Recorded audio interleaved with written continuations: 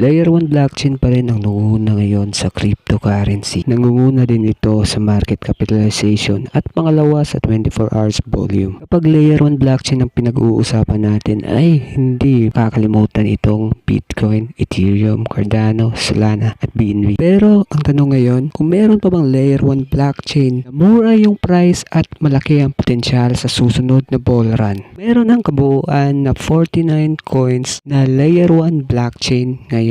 Kasama na nga dito ang Ethereum, Bitcoin, Solana, Cardano. Pero ang price nito ay sobrang mahal na at hindi ka na makakapag 10x or 20x sa mga crypto na ito. Pero ang Hedera H-bar ngayon na nasa price na 3 pesos lamang ay napakalaking potensyal para sa napapalapit na bull market para sa crypto. At in terms of scalability or pag-process ng mga transaction, mas mabilis siya kaysa Ethereum